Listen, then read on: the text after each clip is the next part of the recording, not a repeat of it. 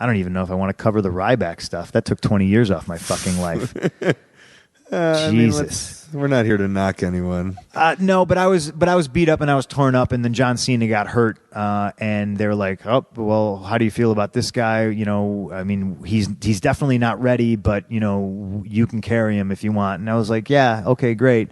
So that took 20 years off my life, right? Because to add up, so you're already beat up. I'm already beat up, and then I have to wrestle stiff. steroid guy, and he's very. I call it like I see it. He's very hurty. Sometimes deliberate. Sometimes deliberate. Hurty. You know, I mean, there was one time he kicked me in the stomach as hard as he could, and he broke my ribs right at the tail end. You know, and like that. You know, I never got an apology for that. He was something else. Real piece of work. Boom, that guy.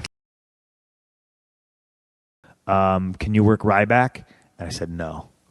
And once again, Vince goes, "I'll owe you one." And then I said, "That's 3 you're going to fucking owe me." I said, "You know this guy hurt me last time." "No, it's going to be different. Like, you know, he went away for whatever reason. He turned heel. He's going to be a Paul Heyman guy. It's going to continue the feud with Paul." I was like, "Do you not see a problem with going from Brock to Ryback? Like, it's just whatever. But all right, I'll try to fucking make it work." I was more interested in working with Curtis Axel to try to fucking elevate him, because Triple H did such an awesome job at doing it, even though he promised him he was going to. That's the bitter part of me fucking creeping out, ladies and gentlemen. So, but it's bitterness out of wanting to see young guys who deserve it being elevated. So I acquiesce. I say, "Great work. All right, I'll work Ryback." And I go up to Ryan and I go, "Hey man, clean slate.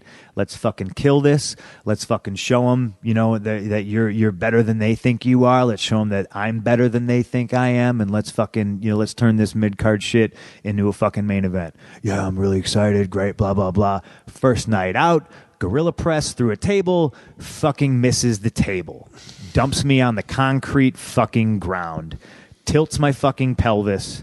Fucks me up for weeks. So let's add we're adding physical. Well, I'm compensating because my knee is still fucked. Right. Both my knees. You know what I mean? The one that just had surgery 6 months ago, and the one that was fucking torn up, and I refused to have surgery on. I just wanted to rehab it, which I did. And then and like now it's at the point where I walk up to him and I go, "You can't tell me you didn't do that on purpose, because you've done it so many times now. You either tell me right now you're dumb as fuck and you suck, or you did it on purpose." And he was like, "I'm dumb as fuck. I'm sorry." And like, there's nothing at that point, like there was nothing I could do. In my mind, there was like, well, great, I'm fucked. There's nothing I can do. So I work him. It hurts. I had a tag match. It might have been me and Dragon against Daniel Bryan. I'm sorry. That's how I met him. It was Curtis Axel. Such an indie nerd, man. Yeah, I know. I'm a big mark. There was a match where he kicked me in the ribs as hard as he could. Like, he took a shot at me, and I was just like, man, this is fucking ridiculous.